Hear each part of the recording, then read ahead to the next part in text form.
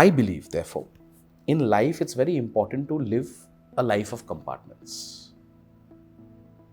And when I say life of compartments, I believe one of the worst things that we can do is stop being selfish at times. One of the best things that you can do at times to yourself, and one of the most selfless things that you can do, is to be selfish.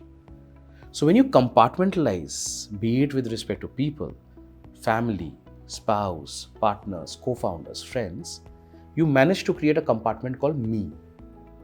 And that is that zone where a person can introspect.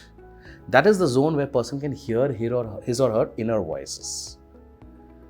Now, do you believe, therefore, personally, are you a person who manages to compartmentalize at all?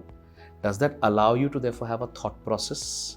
And does that somehow have some kind of a bearing on your investment decisions as well? Or how you deal with founders and you treat founders or you discuss with founders, does that have a bearing?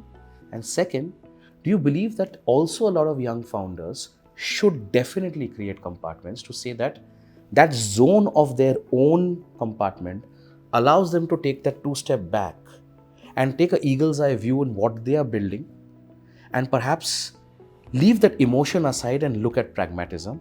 Because in long term, for sustainable businesses, beyond emotion, it's also pragmatism that allows it. So how do you look into this? I totally agree with you. It's super important to compartmentalize. And the last sentence you said about sustaining, being able to sustain over the long term, I think that's very important. I'm not good at it at all. This is my husband Vijay, he is excellent and he keeps telling me this, exactly what you said, that you need to be able to compartmentalize, otherwise it takes a toll on you.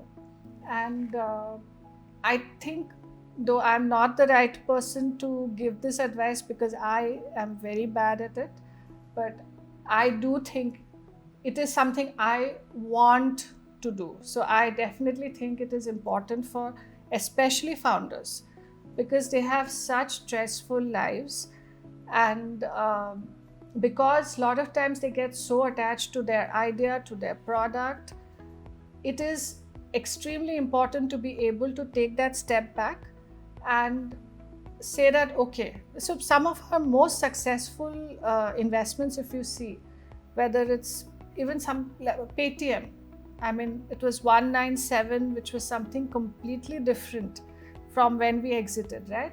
So most of our successful founders and companies, if I look back, they are people who have been able to, take that step back and pivot and say that, no, I cannot be so attached to my idea or my product or my company.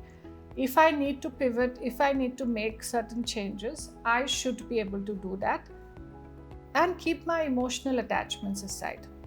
So I do think it is super important and something I am really trying to do.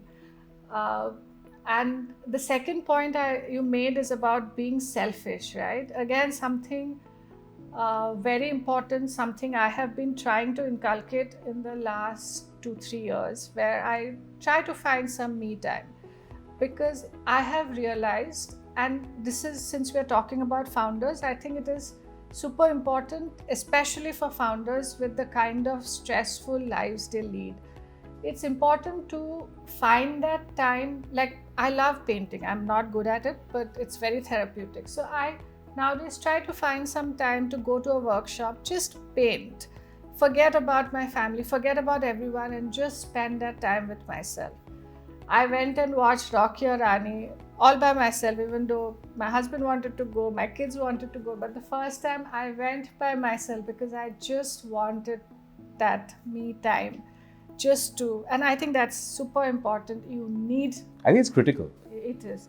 It's critical. And that's one of the biggest things I have learned in life, that I have to be, to use your words, I need to be selfish to be able to really give and to be selfless. In fact, being selfless to yourself is by being selfish for yourself, because that's the way, and I believe not just as founders, investors, as individuals, we all have so many people attached around us.